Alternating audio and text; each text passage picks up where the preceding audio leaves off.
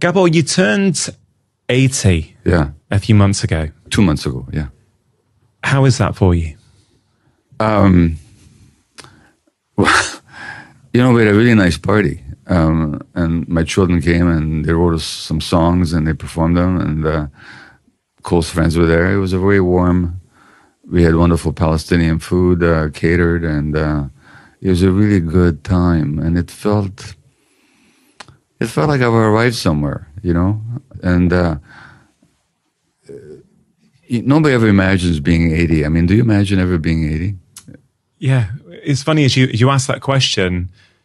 No, you think about lots of things in life. Yeah. I do imagine sometimes what it might be like when my wife and I are old and what we might do together. Yeah. But no, I can't say I've ever imagined actually being 80 years old. Yeah, and at some point it would have struck me as such an impossibly geriatric number, At this point it's just a number, and it's almost meaningless. Except it's not completely meaningless, because I know that the time is, one always knows that the time is limited. Intellectually, we understand is that nobody lives forever, and we never know when the Reaper is going to come knocking on your door. But at the same time, once you get to be 80, you realize that whenever it's going to happen within a fairly short period of time. And when I think of when I retired from active medical practice, it was 13 years ago now. Well, will I still be alive 13 years from now? And it seems like such a short period of time. So when you think about it, it's quite dramatic. But on the other hand, from moment to moment and day to day, it just doesn't make any difference. Yeah. There's something about the number 80, I think. And of course, we know it's just another day and it's just a number. But does something change when you wake up and your family and your friends celebrate, hey, Gabor, you're now 80 years old? Yeah. Does it in some way change the way you see yourself, or I guess reflect differently on who you are and where you are in your life? On most days I can say this, and not on every day for sure, but it's a kind of ease has entered my life. Even with all that's going on in the world, I'm just sort of more, I don't struggle with the way things are so much.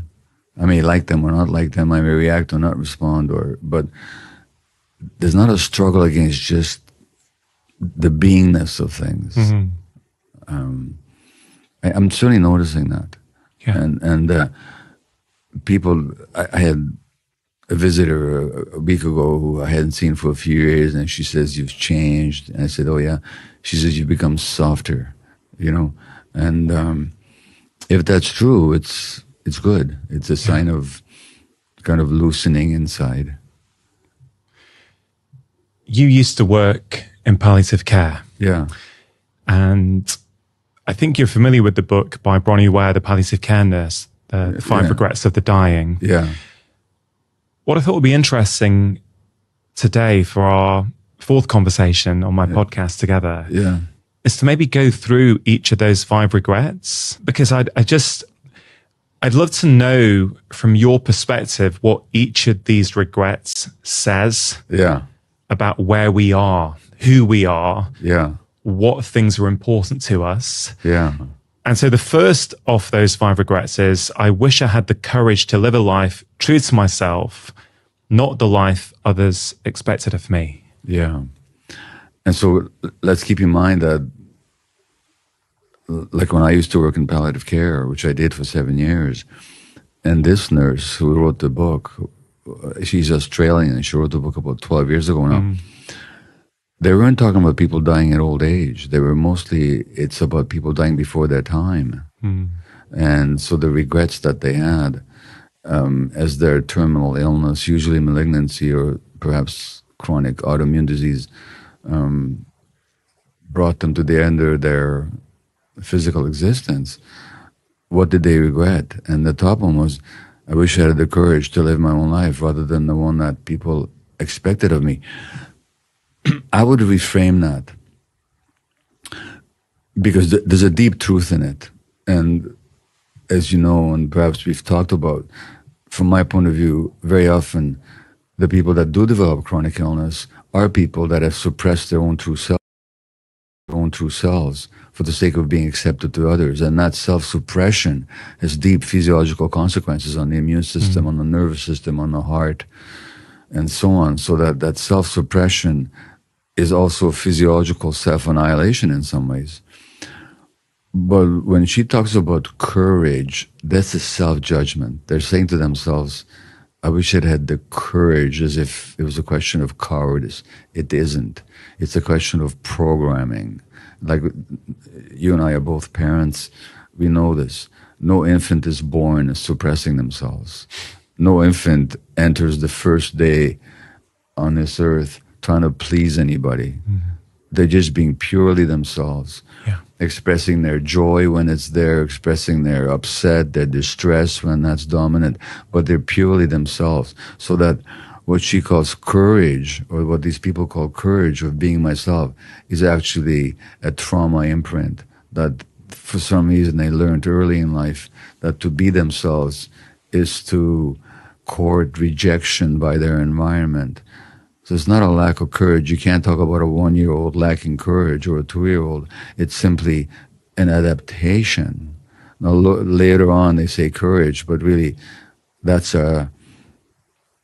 courage or the lack of it is a shorthand for something happened to me that I gave up my true self for the sake of being accepted. Yeah. And that cost me.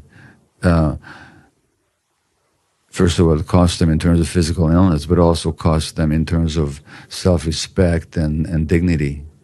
It's a major one. Yeah. Are you living a life at the moment that's true to yourself? I am now. I sense that I have. I believe that I am. That doesn't mean every second I do, but on the whole I do, and it feels really good. And I know, I had dinner last night, and you were telling me that you're finding yourself far more self-expressed and comfortable with who you are than you used to. So that's the good news, people, is that this is a process that can continue for a lifetime. Yeah. But I really see that people who suppress themselves really suffer.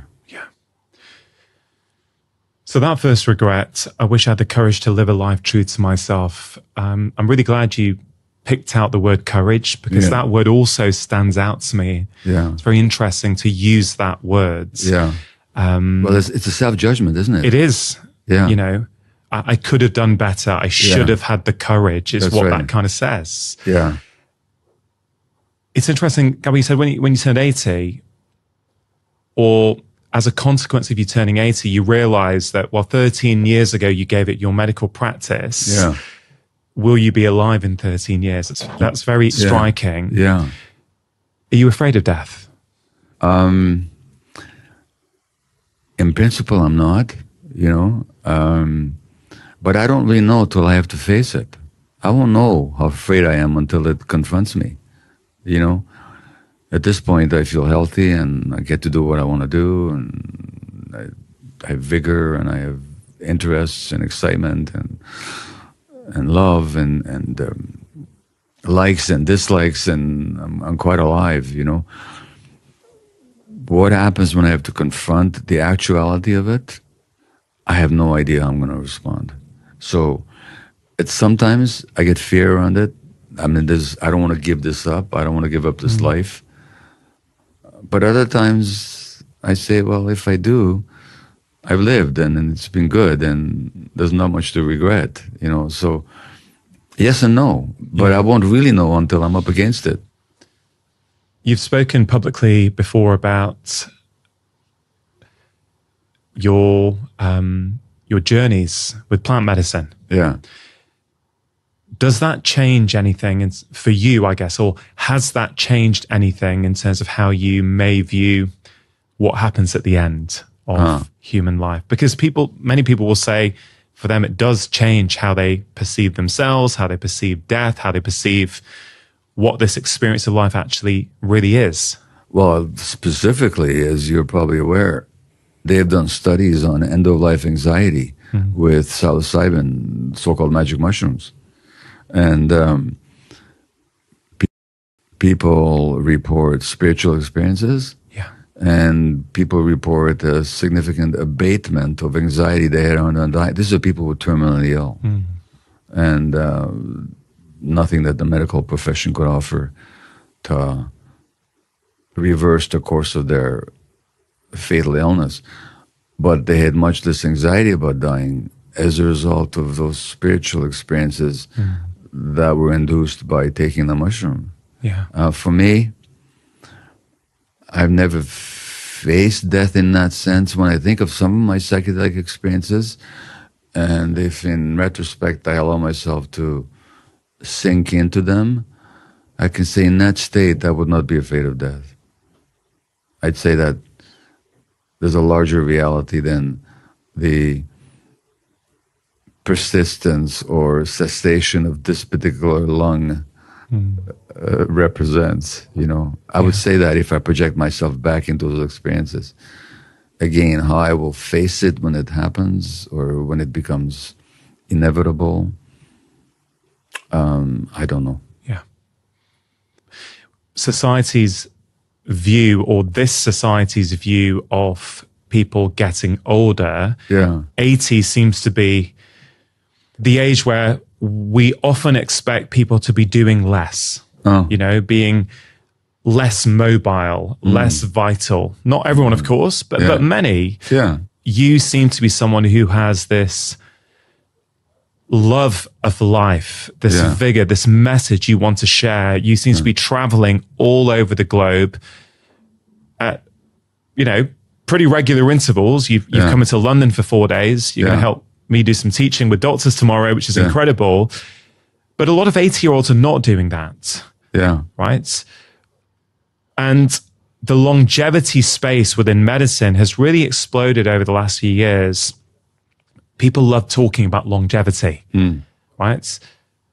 And I think we're missing something in our discussions about longevity. Well, I think there's a couple of things. But what do you think we're missing?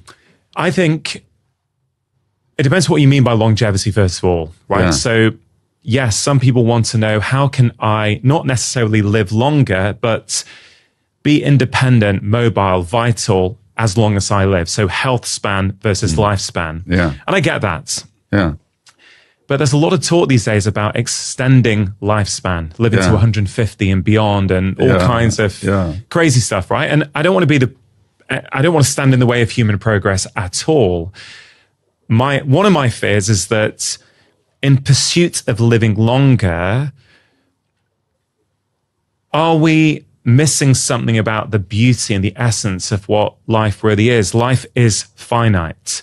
The fact that it's finite is what makes it so beautiful. Yeah. If we could live to 200, would we have even more of these regrets because we'd keep taking life for granted? You know what? You're talking my language, because to tell the truth, to coin a phrase, all this stuff about longevity bores me to death, you know? I just don't care, you know? What really matters is, what does this moment bring us? Or what can we bring to this moment? You know, let the future take care of itself. You know, like Jesus says, take no thought for tomorrow, you know? Yeah. And I really think that this longevity movement is a sign of deep social anxiety. When especially you get these rich people in California with their cryo technology of freezing the body, hoping that 100 years from now they'll be able to unfrozen and there'll be treatments for the, you know, it bores me, you know.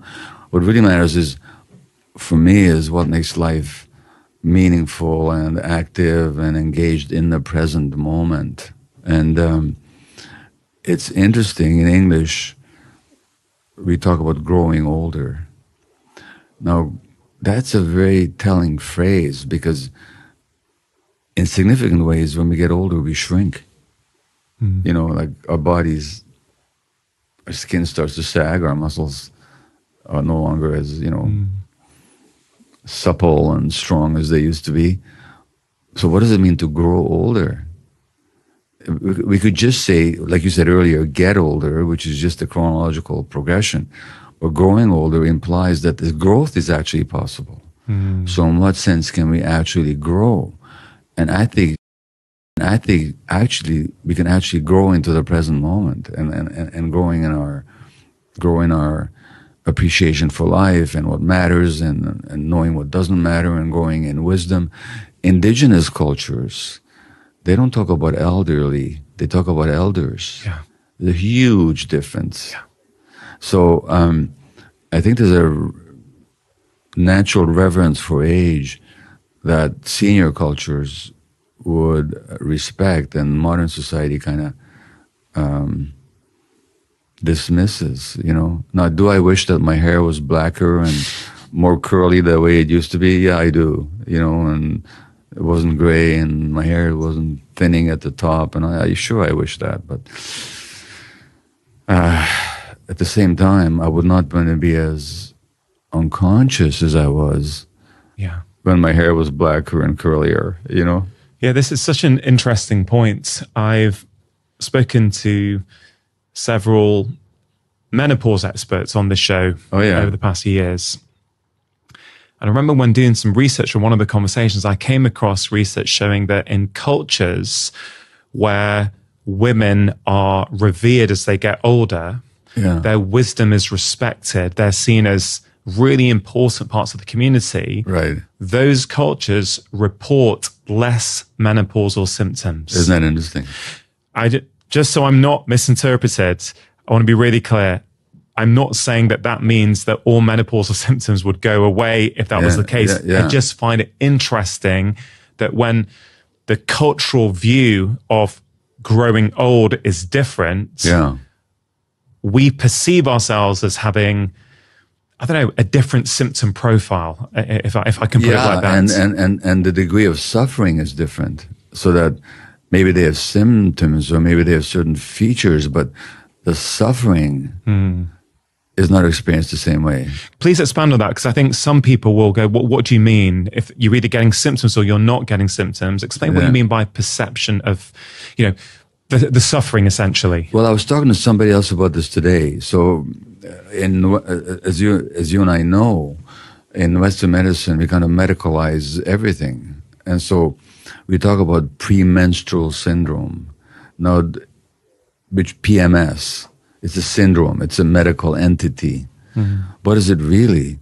Is that under the impact of hormonal changes, women get more sensitized, so they might have more physical pain and more upset, but we could see that as pathological, or we could actually say that it's a time of truth-telling, that the hormones do sensitize them to things that are not functioning in their lives, which the rest of the time they're acculturated to acquiesce with and to put up with.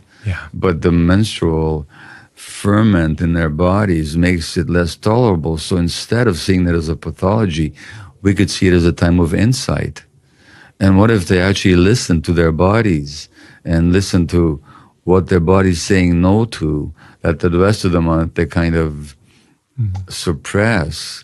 Then that could be seen as a time of wisdom rather than a time of suffering. So the physical things are there, but it doesn't have to be experienced as suffering. It could be experienced as a time of truth-telling. And actually, a lot of women have told me that once they become aware of that, their relationship to menstruation is totally different. And I think that's what you're saying about menopause as well. Yeah.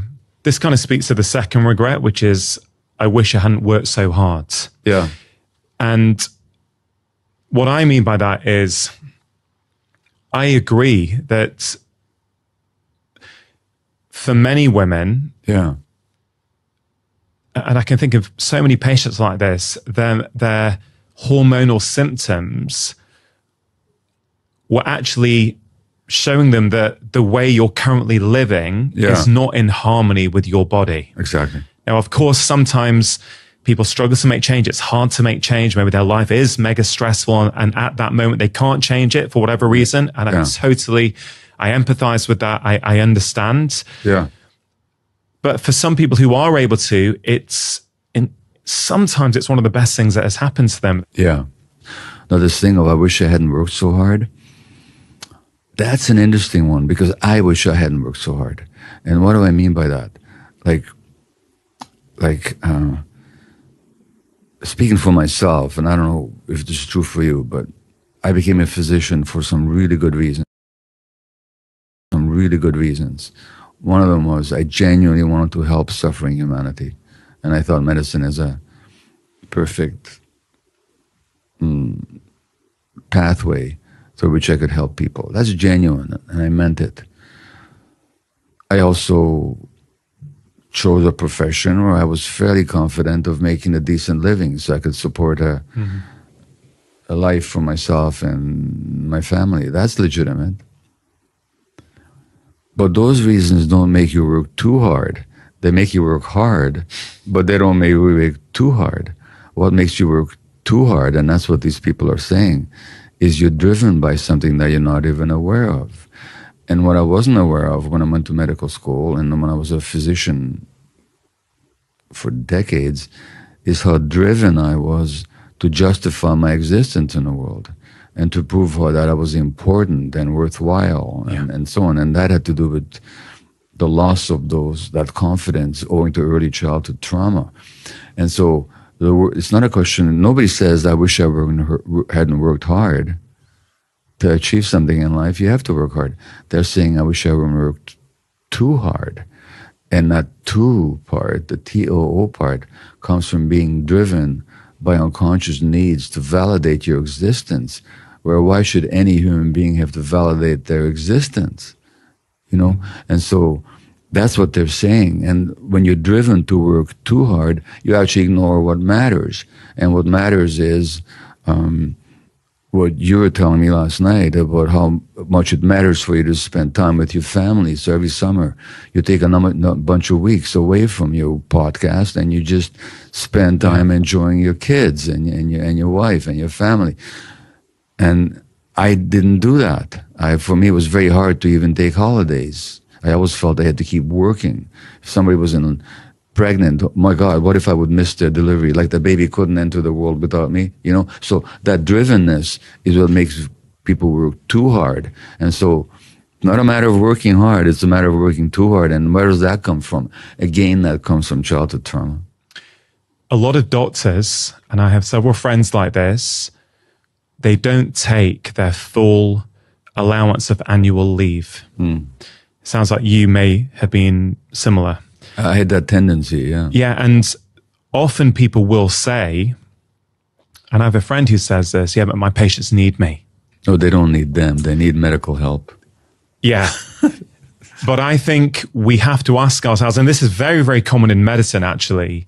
I'm sure it's common in other professions as well. Yeah. It's interesting when you don't take your full allowance of annual leave that your contract entitles you to. It's often paid time off, right? It's part of your job. Yeah. When you're not taking it, of course, there can be reasons for that. There can be reasonable reasons. There can be work reasons.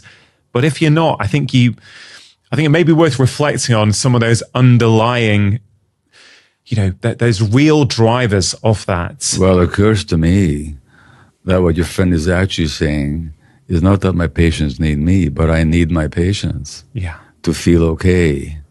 And when I'm not working to help them, I don't know who I am and I don't feel comfortable with myself. So I need them. Now that means get thee to a therapist and deal with it. And not only that, even your capacity to help your patients over time will be eroded. Totally. By the way you're stressing yourself and you're not taking care of yourself. And physicians are notoriously programmed to ignore themselves. And there was a very interesting study that I mentioned in the book, The Myth of Normal. They looked at the fraying of the chromosomes of people. And, when we're born with certain structures called telomeres, and telomeres are DNA structures at the end of our chromosomes. And their fraying and their shortening is a mark of aging and of stress. And they looked at the telomeres of medical residents compared to other people their age. They age faster, they fray faster. Yeah. And so physicians are driven to actually not spare themselves and to literally consume themselves in the work. Now, in the long term, that may make you a very popular and very successful doctor, but in the long term, it's going to be at the expense of your marriage and of your children and of your own mental and physical health. For me, if I look at that situation and I reflect on society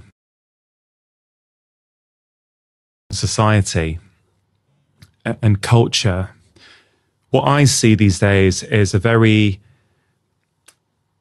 me-focused culture where community has been gradually eroded out. Yeah.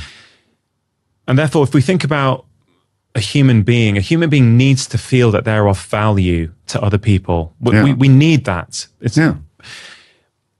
In our tribes, 50,000 years ago, we would have felt of value because we would have a role and other people would see that role. They would benefit from it and we would benefit from the things they were doing, whether it's someone's hunting, someone's gathering, someone's putting the fire on, whatever it might be.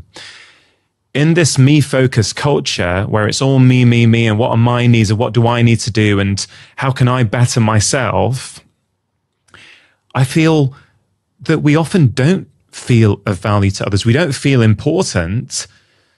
And so it makes sense that in that culture, you might overwork. You might keep pushing yourself because if you're not working and feeling important there, then actually you may not have that sensation in any other aspects of your life. Well, if you weren't given it's very simple.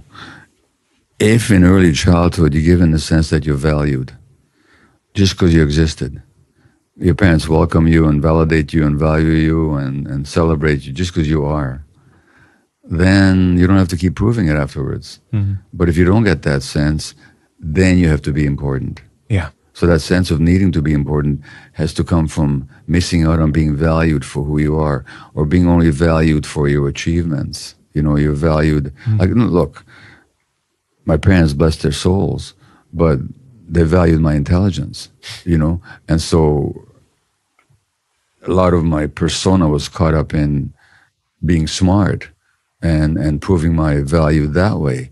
Well, it's good to be intelligent, but your value doesn't depend on or shouldn't depend on any one quality, whether you're cute or cuddly or handsome or successful or good at sports or smart in school, any of that. Your value is intrinsic, innate, inherent, because you're a human being. In this society, as you say, it tends to value people for what they do. And so that can become very, very addictive. But again, going back to your friend who says, my patients need me, and you think about it, and I'm not accusing them of anything, but they're not realizing just how egotistical that statement is. It's as if it depended on them. Mm-hmm. Their patients need good medical care, but they don't need him or her or them specifically, which means that they should be able to take care of themselves as long as they make sure that when they're not there, their patients are receiving the care that they need. So it's not about us. And I used to think it was always about me. If I'm not there for the delivery of this particular woman's baby, oh my God, as if it all depended on me. There's probably a control issue there as well, isn't there? That I know how I would do it. Exactly. So I need to be there because I know how I would manage this birth and that sort of stuff. Yeah. Which is an inability to let go. Exactly. Because someone else can probably do this as well. Yeah. Or if they can't do it as well, so be it. So be it. Yeah. As I was walking to the studio this morning, thinking about our conversation, the word impressive kept coming up for me. And I've been reflecting on the word impressive because, again, I think culturally we think it's a good thing to impress others. Okay, that bit of work you did is impressive. But actually, if you really unpick impressive, or certainly if I do it, it implies to me, and maybe this is my own bias because this is what I have done for much of my life. Yeah.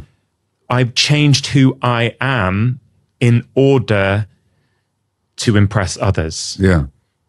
I didn't feel I impressed others by being myself. Yeah. I impressed them by changing. Yeah. So what comes up for you when you hear the word impressive? Have we got it wrong? Has it been has it been taken to mean something it's not? Like, how do you see the word impressive? Well, impressive, first of all, has to do with what? It has to do with our impact on other people, how others see us.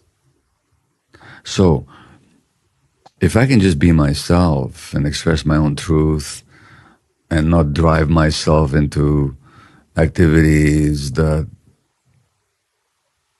are not good for me and people are impressed, well, that's great. But if my intention is to impress other people, if I need for me to make a certain impression in somebody else's mind, then where am I living? Then I'm living in their minds rather than in myself. So the question is, where do I want to live? Here or in your mind? And our society is so addicted to people being impressive in the minds of others.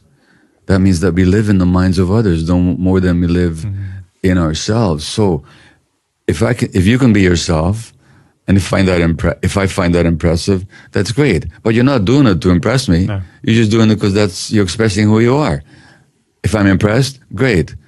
If I'm not impressed, that doesn't take anything away from you. But to the degree that we're dependent on impressing others, we're robbing ourselves. So that's how I see that word. Just take the third regret that Bronnie wrote about was, I wish I had the courage to express my feelings. My emotions, yeah.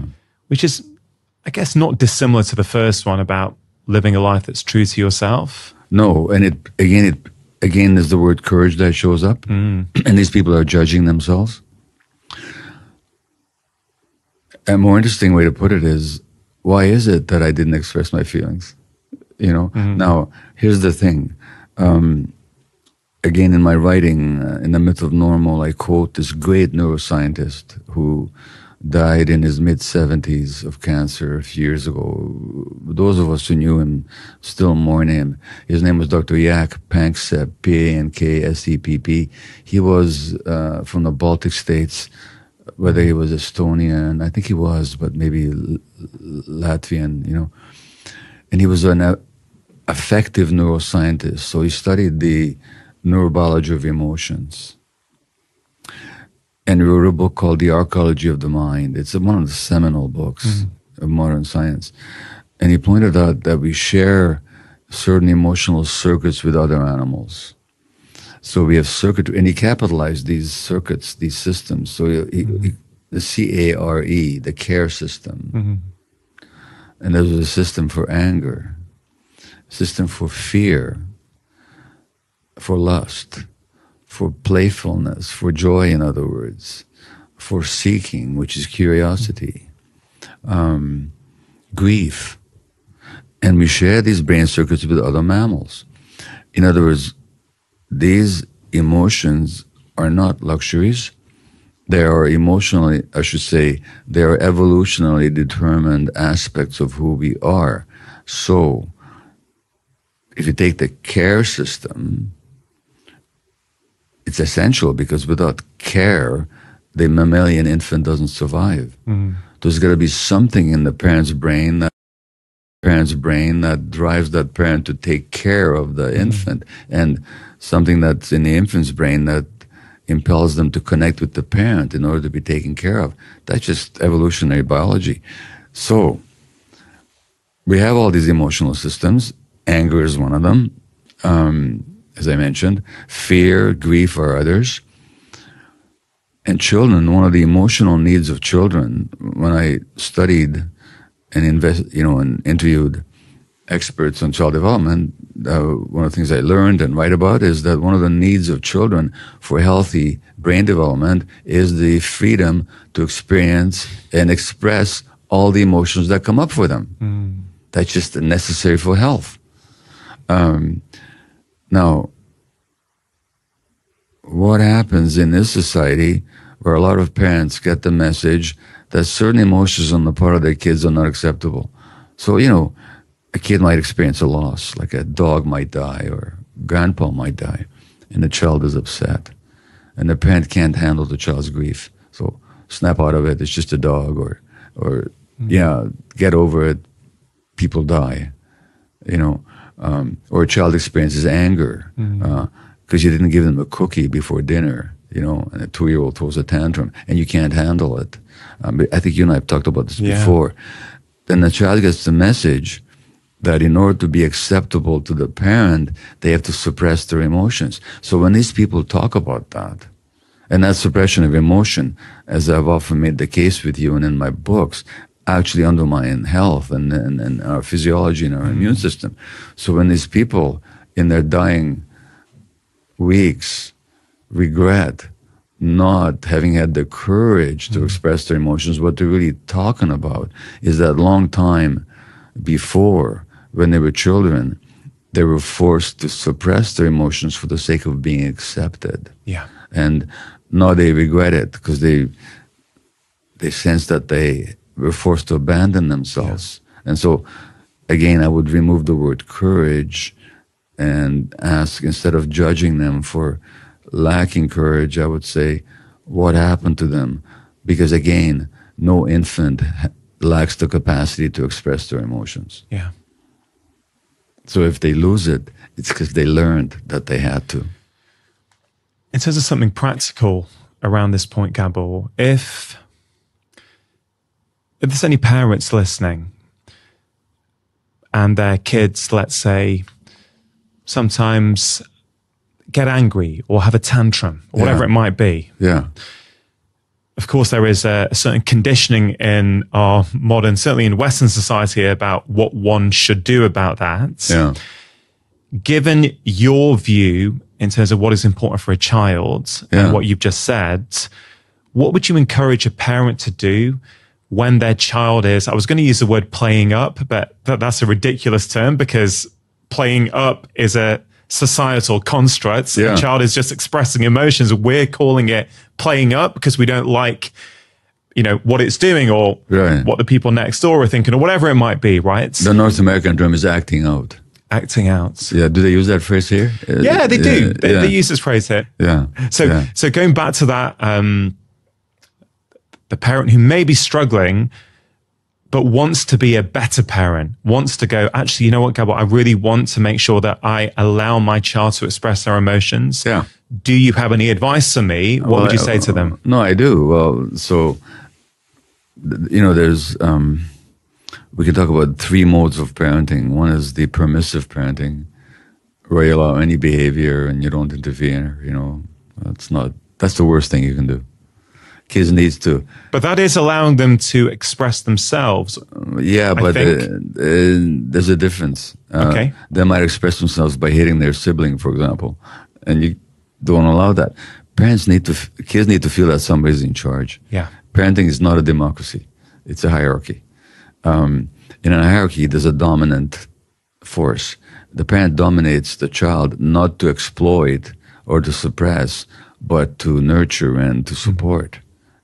So that, you live in Manchester and I don't know how cold it gets in Manchester, but if you have a 1-year-old child, they don't get to vote on whether they get to crawl outside in the wintertime in Manchester, naked. The parent says, no, you don't go outside naked. You have to put clothes on. That's just how it is. It's a hierarchy. It's not a democracy. The 1-year-old doesn't get a vote on going into the slush and the snow in the middle of December or whenever. So that's permissive parenting. That's not very good. Then there's repressive parenting, which some experts that we've talked about advocate. That's authoritarian parenting. In between them is the golden mean.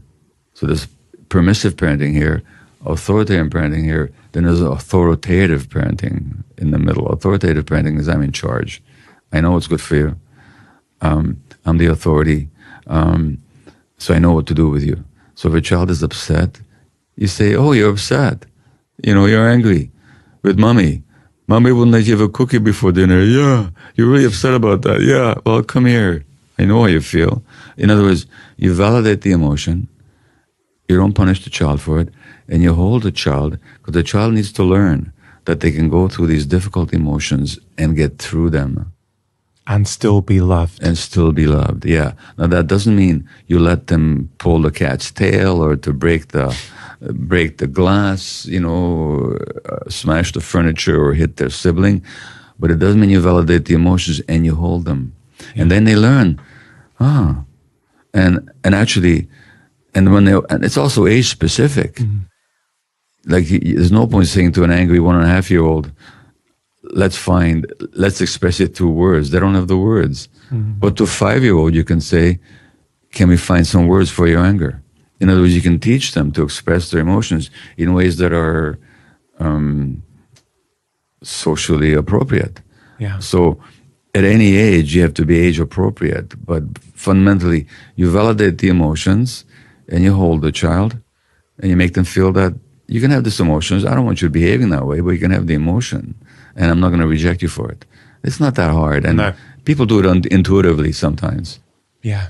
And the impact of parenting like that will be felt for the rest of that child's life. Well, absolutely. And that's the key, isn't it? You look around society. It's very, very hard to not make the case that we have to set up society so that those early years are where the kids get good nutrition, they have calm environments, they have present parents.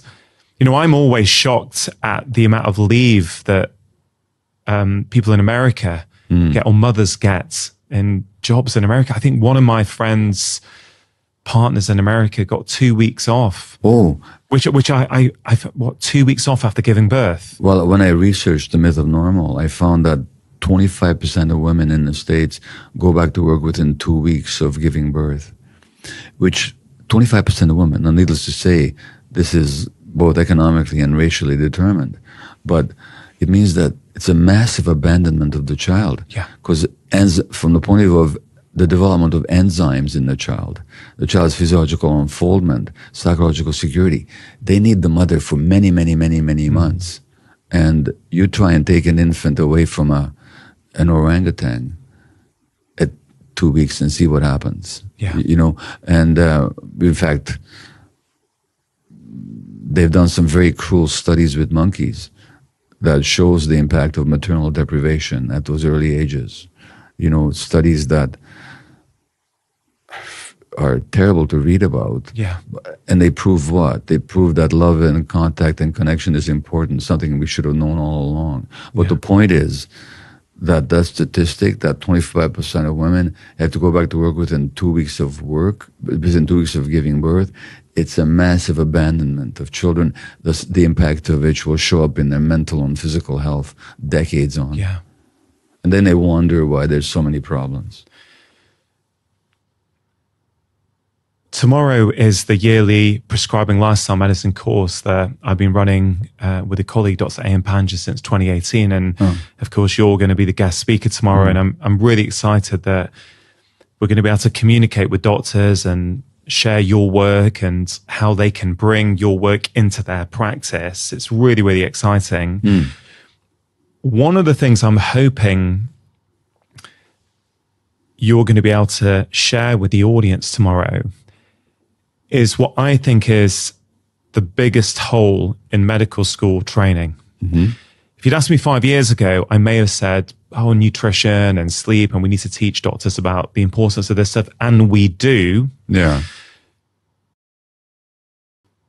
But if I had to choose one thing that I think is the biggest hole in medical training today,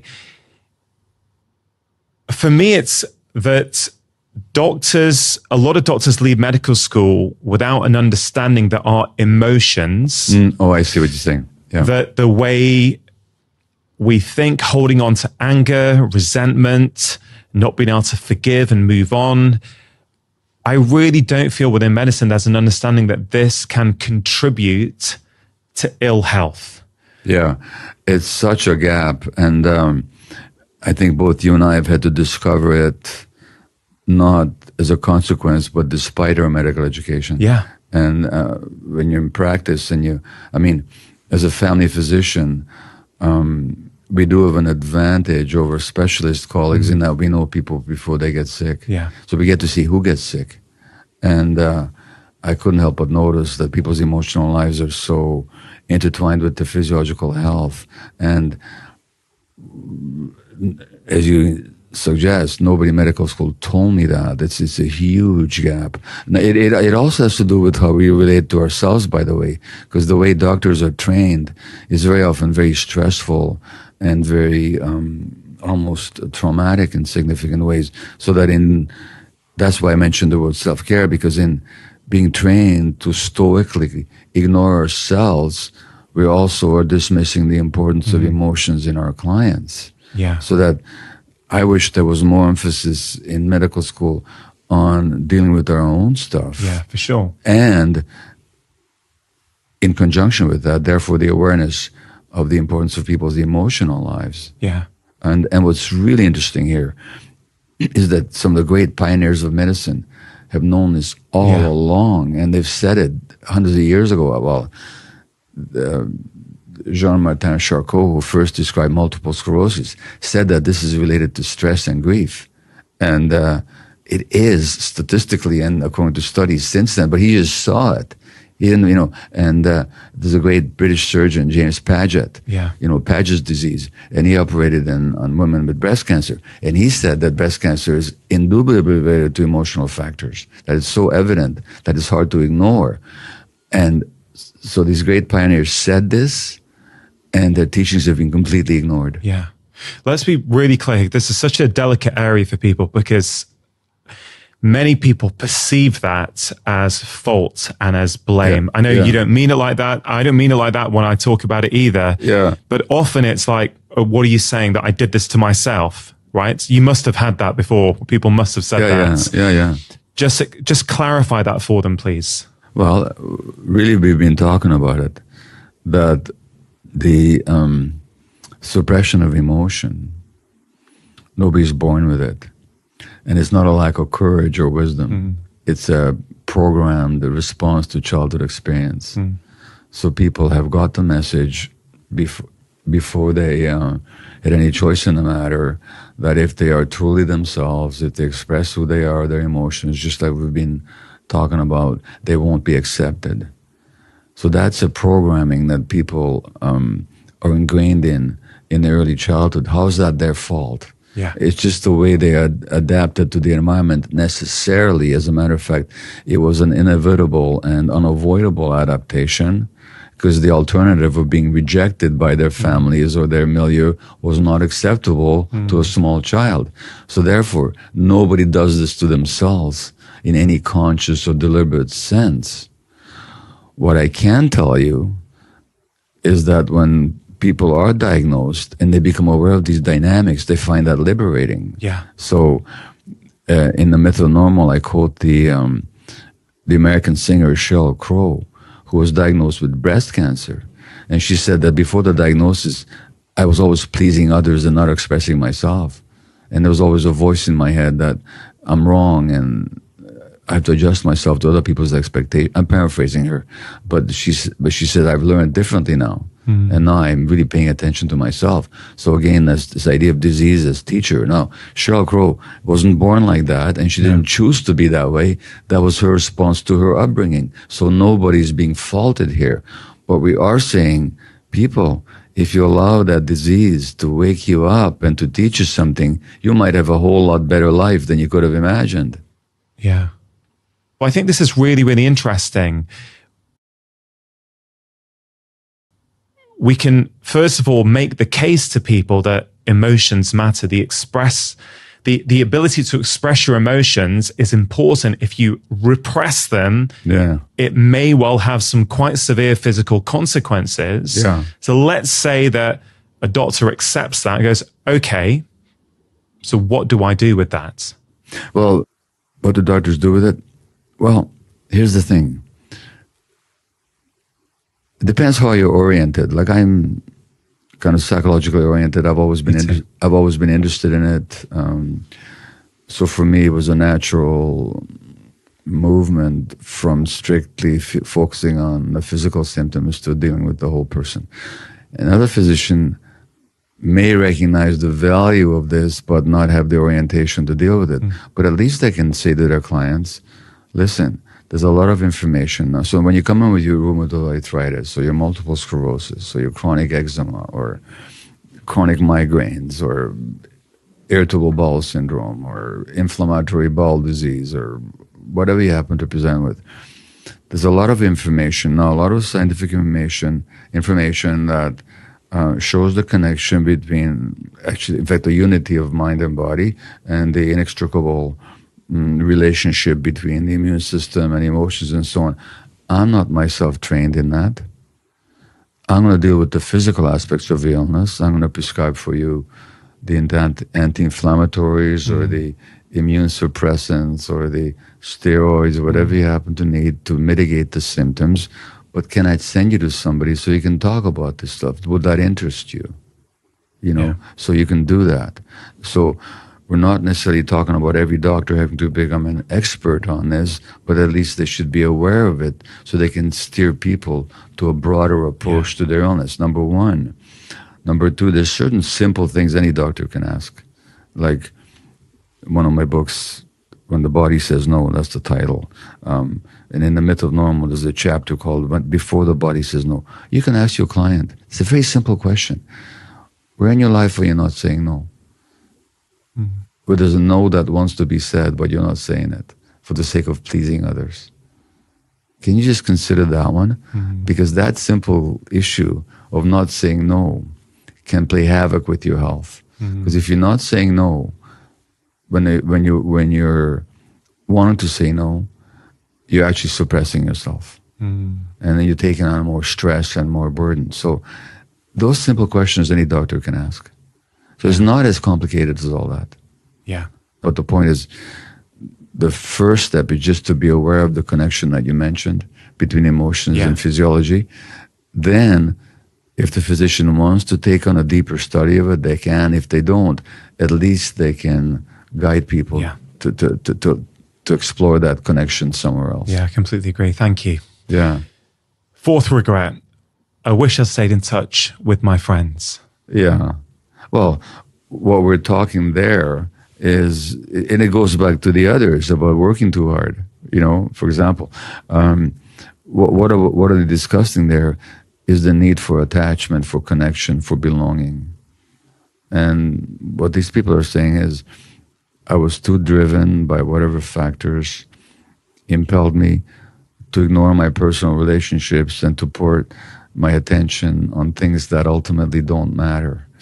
My acquisition, my attainment, my achievement, rather than the heart-to-heart human contact with people that matter to me.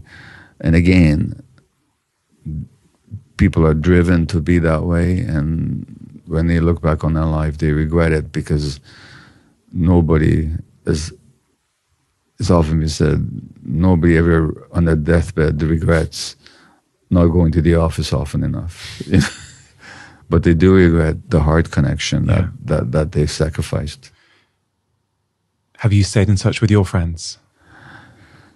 Well, you know, that's where you could say that I haven't.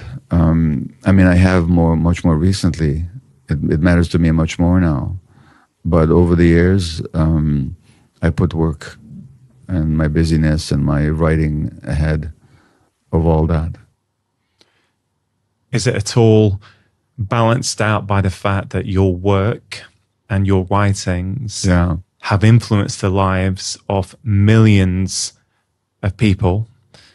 I guess what I'm trying to get at is, on a personal level, you may have sacrificed your friendships. But perhaps the world has benefited from Dr. Mate doing that. Is that fair to say? It's fair to say, and to some extent I accept that I've made certain decisions, and those decisions have benefited many, and it means that there's certain things I've missed out on, but not completely. And I'm much more prone now to seek out those friendships and to strengthen them and to celebrate them and to value them. And I have some really good friends, you know, and the people that really care about me and I care about them, and we're there for each other no matter what, you know. So that matters to me much more than it used to. And to put it to the real test, if I were to choose to live my life over again, I wouldn't live it in this way. Yeah. I would say, yeah, I have some insights, I have some capacity to articulate some truths that are really important, and I'm not going to let that dominate how I live my life. And I think it would have been possible for me to express that voice and to put those teachings out in the world, that I get the feedback that it does help a lot of people. But I could have done that without the drivenness, without the sacrificing of the heart, without the and connection that sometimes that entails. So, you know, again, if I could do it over again, I would do it differently. And I don't think in the end that would have detracted from my message. And if it did, I would accept that. Yeah. The wish I'd let myself be happier. Yeah. What does that say? Well, that always reminds me of, because I mentioned Dr. Panksepp and his concept of the brain circuits. Yeah. One of them is for play and joyfulness. And do you know Winnie the Pooh? Yeah. Okay. Not personally. No. The book. And it's always been one of my favorite books. And I've talked about this before. The end of that book would bring tears to my eyes for years. Because how it ends is Christopher Robin, by the way, that's a whole other thing. The relationship between A.A. Milne and his son Christopher was a very fraught and difficult one. Right. And Christopher actually resented the books because he felt that his father was buying these toys to write about rather than for his own benefit. Wow. Well, they had a very different, there's a photograph of the two of them, and the kid is looking so alienated. He had a tough life. But that's a whole other story. But the book, in the book, Christopher Robin, the little boy, now has to go to school. Yeah. And he has to learn about history and factors and mathematics and so on. And he's telling his friends, the toy animals, that he won't be able to play with them so much anymore. And in the end, Christopher and Winnie the bear of Little Brain, who's the smartest of the whole lot, and they walk off together, and the book ends with the statement, something like, and whatever they do or wherever they go in the enchanted forest, the little boy and his bear will always be playing together. And that phrase would bring tears to my eyes for years. Because play is so important. And joy is so important. And that's what these people are talking about. And they didn't allow themselves to experience it. They sacrificed the play and the joy for all these other things. You know, and so the good thing is, you know, I mean, my marriage, the best thing, and you know what the best thing in my marriage is? The way we play together. The first time I dated my wife, Ray, I knocked on the parents' door and I said, "Can Ray come out and play?" And we've been doing it ever since. And so I believe what's being described in that last regret is people sacrifice their playfulness, their joyfulness for the sake of being accepted and being successful and all that. It's a huge one. Play is built into our brains. Kids play spontaneously, infants play. And in that sense, we can all be Winnie the Pooh and Christopher. We can always keep playing in the enchanted forest, and that's just essential, I think.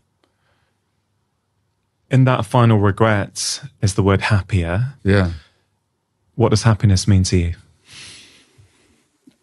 Really, it means the capacity to play and to be in the present moment. And you know, the kids, when kids play, they don't worry about the appropriately.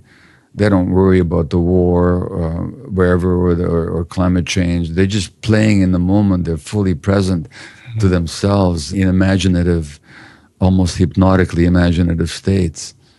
So happiness just means being in the present and being allowed to be, no matter what, to have the capacity to play. A lot of people today, Gabor, and I think you have struggled with this as well, from what I know, feel with so much heartache and suffering in the world, they feel that they have no right to be happy. What's your take on that? Well, first of all, Bob Dylan said somewhere that it's difficult to be completely happy when other people are suffering. And it's true. So this is a time of terrible suffering. You know how I feel about Gaza and the terrible things that are happening there. How can I be completely happy? I can't be completely happy. I can't, because I can't not think about that. The horror of it. But at the same time, and this is where people might start get weirded out, but I'm talking about a psychedelic experience. This is 3 or 4 years ago. I worked with psychedelics, both as a healer, but also as a subject. And I was having a mushroom experience. And the same thing would happen with ayahuasca once. And I've always been one that felt that, how could I be happy when Auschwitz is possible? When Auschwitz happened, when my grandparents perished there. How can I be happy? What right do I have to be happy? If that can happen in the world. And that did happen in the world. And both the plants showed me at some point that happened, and yes, you can be happy. Mm-hmm. That the one doesn't detract from the other. That the capacity to be empathetic and to recognize the grief and to hold the grief does not obviate the capacity to be happy. And one is not disloyal to the suffering in the world by allowing oneself to be happy. So there's no necessary contradiction. And I've seen people on death row who, if they win their appeal, the best thing they can hope for is life in jail without life in prison, without parole, but they're happy. And how do they become happy? Meditation, working through their traumas, having remorse for what they did, connecting with other people, and just connecting with the present moment. Mm-hmm. And I'm thinking, my God, if people in that situation can be genuinely happy, which I've seen, I've had contact with the people, then who am I to say that I can't be happy? So there's ultimately no contradiction. Now in this society, there's way too much emphasis on, don't worry, be happy. Let's ignore all the bad stuff that's going on. Let's just concentrate on how we can make ourselves pleased or pleasured or whatever. I'm not talking about that. No. I'm talking about being able to hold both at the same time. Yeah, you have to. And this is something I feel I've really grown into over the last few years, that I actually can be very happy and content. Whilst there is heartache in the world, it doesn't mean I don't care. I actually deeply care. But I've realized that it's a real skill. It's an evolution of the self to be able to hold those two. I really do think that. I think it's growth. That's right. I very much love the phrase that's attributed to Gandhi, be the change you want to see in the world. I try my best to live my life by that. And why that's relevant to this part of the conversation is, I said this once at a live event. I said, listen, if you watch the news and you allow, this is a few years ago, allow the heartache that's going on in, name the country, right? To affect you so much so that you develop apathy.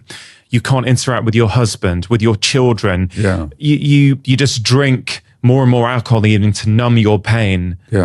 What does that do?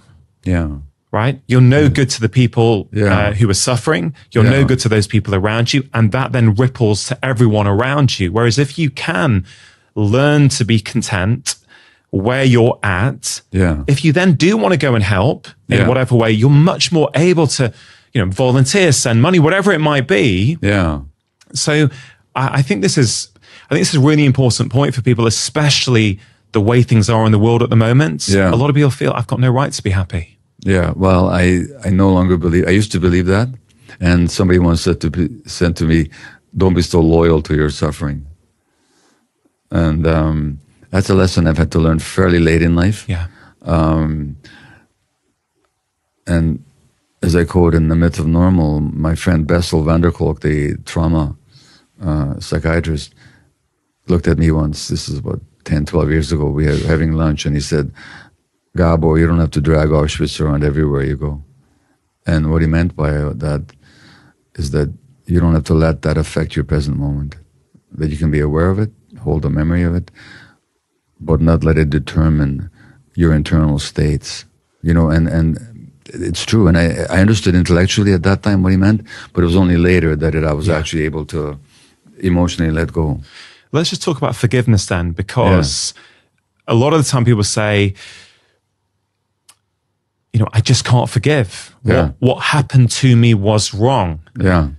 Now, I accept what happened to someone can be wrong, but it doesn't necessarily follow that you can't forgive. Yeah. What's your take on forgiveness? Well, you and I last night were talking about a woman that we both met and admired tremendously, Edith Eger. Yeah. And Edith, as I told you, was 16 years old when I was 1 year old.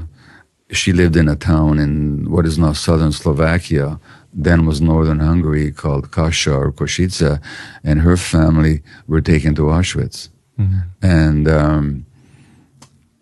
my grandparents would have been either on the same shipment to Auschwitz or within the next day or so. And her parents perished, and she survived with her sister. And she's become a psychotherapist. She's written a couple of wonderful books that I know you've met her and interviewed her.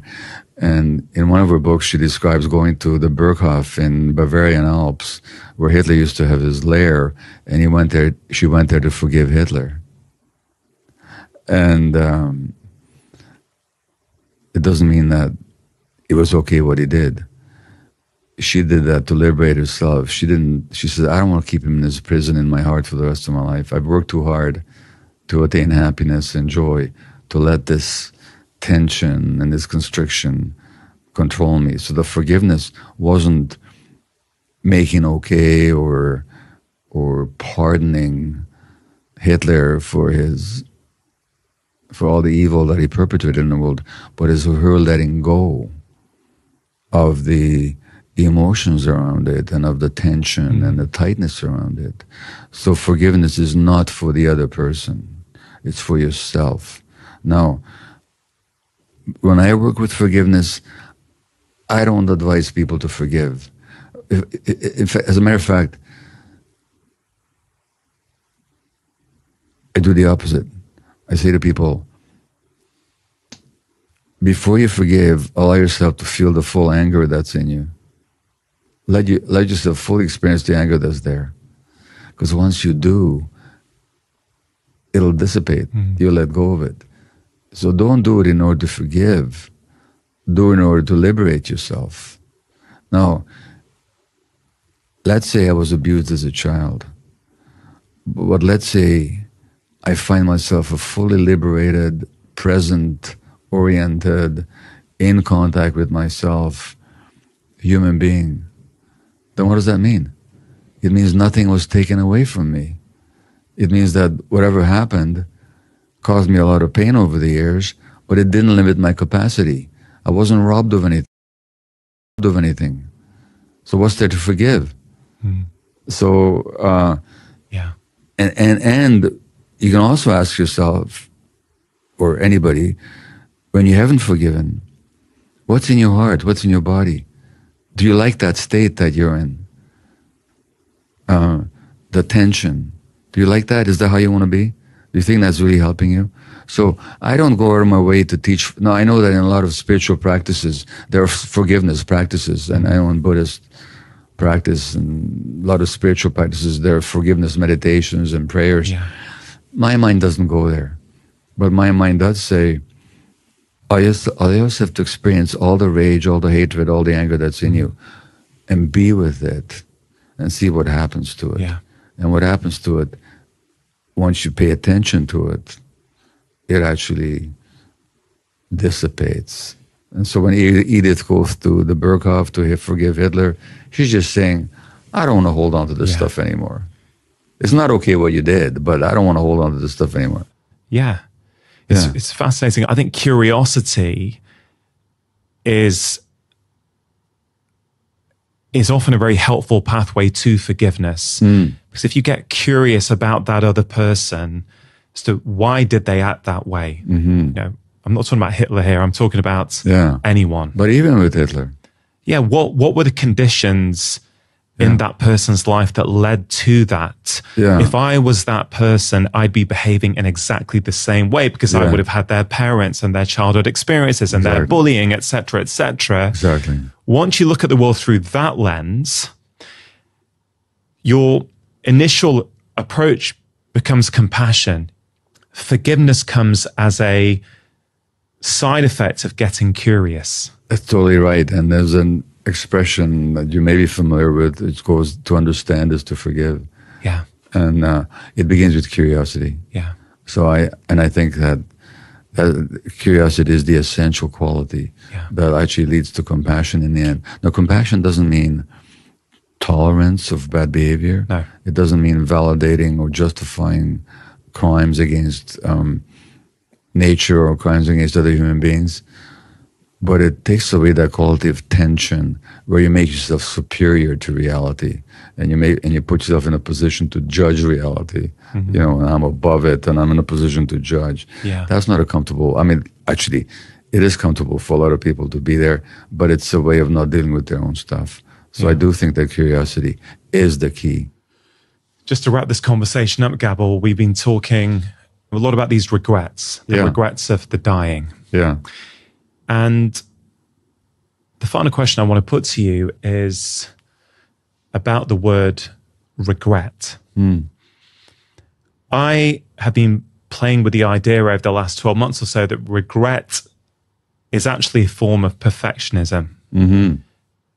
So I actually now very much subscribe to the philosophy of no regrets, but not in the kind of derogatory way. You know, I'm going to live my life my way. It doesn't matter who comes to my way. No, with this really compassionate understanding that I've always done the best that I can based upon where I was in life at that time. So even the things that I look back on and go, actually, you know what? If I was in that situation again today, I would act differently. I don't see them as regrets. I see them as situations that happen that have taught me something, which is allowing me to be a better version of myself today. Exactly. So in my life today, there is no room for regret anymore. And I guess I would love to know, you know, right at the end here, what's your perspective on the word regret? I think chronic regret is debilitating. It's a lack of self-forgiveness. It's also kind of egotism of that somehow I'm not important. It's quite something to recognize. I do recognize that some of the way I parented my kids, the way I showed up, I've often talked about this on your program too, wasn't the best for them, but it was the best I could do at the time. So it's not the question of justifying anything, but it's also not dwelling on the past. Regret is to dwell on the past. And what's the point? It's quite something to recognize that I did things that, had I known differently, I would not have done the same way. That's just learning. Regret is an emotional state of that values the past more than the present, and it accuses yourself of doing things for which you had no consciousness to do otherwise. So that's where I stand with regret. Yeah. Gabor, you know what a big fan I am of your work. It's just incredible to see the impacts you're having on so many people around the world. I'm very lucky to consider you a friend these days. Likewise. It's been great to get to know you over the last few years. For someone who has heard us speak today, and something connected with them, something you said spoke to them and they thought, wow, yeah, you know what? I'm carrying around old stuff with me today. I don't express my emotions. I'm not living a life that is true to me. Yeah. What are some of your final words for them? Well, it's the word that you used, curiosity. So not why am I living this way, but why am I living this way? what happened to me? What am I carrying here? So the key phrase is precisely the one that you introduced, the necessity to be curious. Yeah. In a compassionate way. So you don't do an interrogation of yourself like you're a prosecuting detective of why did you or why did you not, but compassionately, why did you not? Yeah. Why did you? And if you ask these questions compassionately and with curiosity, the answers will emerge, as will the capacity for you to make different choices as you move forward. So where there wasn't choice before because you were compelled or driven, now you can have some freedom if you're willing to be curious. So curiosity is the word. Yeah. Gabor, all your books are fantastic. If someone is at the start of their Gabor Mate journey, which book would you direct them towards? Well, that depends on what they're dealing with. If they're interested in addiction specifically, they should read my book on addiction. Or parenting, they should read Hold On to Your Kids. But if they want to get the overall picture, the package, it's certainly the most recent, The Myth of Normal, in which I combine pretty much everything I knew at the time that I wrote it, and it was only published a year and a half ago. It's been published now in 40 countries and 38 languages. It's been a bestseller in a number of countries. That's the one I would start with. Yeah.